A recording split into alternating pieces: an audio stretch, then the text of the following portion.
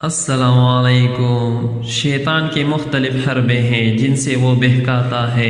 ایک دفعہ حضرت نوح علیہ السلام طوفان کے موقع پر جب کشتی میں سوار تھے تو وہاں پر اچانک ان کو شیطان نظر آیا۔ انہوں نے کہا کہ تو یہاں بھی پہنچ گیا، اب میں تجھے نہیں چھوڑوں گا جب تک کہ تیرا راز نہ معلوم کر لوں۔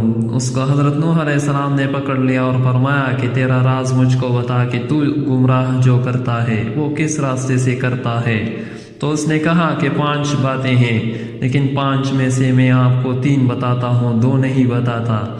حضرت نوح علیہ السلام کو اللہ کی طرف سے وحی آئی کہ اس مردود سے کہو کہ ہمیں ان 3 کی ضرورت نہیں ہے، وہ 2 ہی ہم کو بتا دے، اس لیے کہ اصل تو وہی ہے راز۔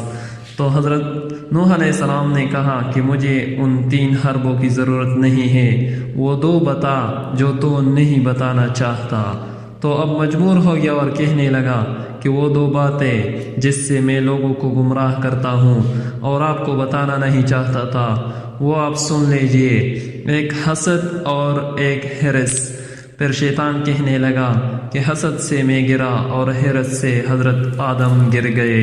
اس لیے کہ جب اللہ تعالیٰ نے حضرت آدم علیہ السلام کو بنایا اور ان کو علم عطا فرمایا اور ان کی شان و شوکت کو فرشتوں کے سامنے ظاہر فرمایا، تو اللہ تعالیٰ نے فرمایا کہ آدم کو سجدہ کرو، تو فرشتے تو سجدے میں گر گئے۔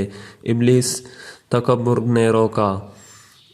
کو تکبر نے روکا، تکبر کے بعد حسد پیدا ہوا۔ حسد اس لیے پیدا ہوا کہ ان کی وجہ سے میں اللہ کی نگاہ میں گر گیا ہوں، اب کسی نہ کسی طرح ان کو بھی گرانا ہے، یہ ہے حسد۔ اور حسد اللہ کی نگاہ میں بہت بری چیز ہے۔ شیطان نے سوچا کہ اللہ نے ان کو اتنا اونچا بنایا ہے، ان کو بھی گراؤں گا، میں جیسے گر گیا ان کو بھی گراؤں گا۔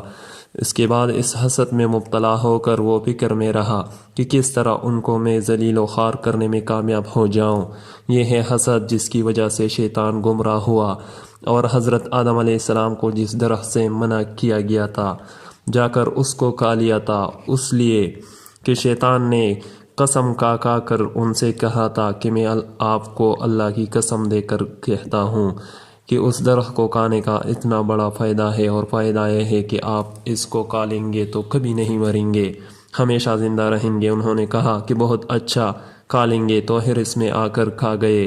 اس کو شیطان نے کہا کہ حسد نے مجھے تباہ کیا، اور حرص کی بیماری نے حضرت آدم علیہ السلام کو گرا کر رکھ دیا۔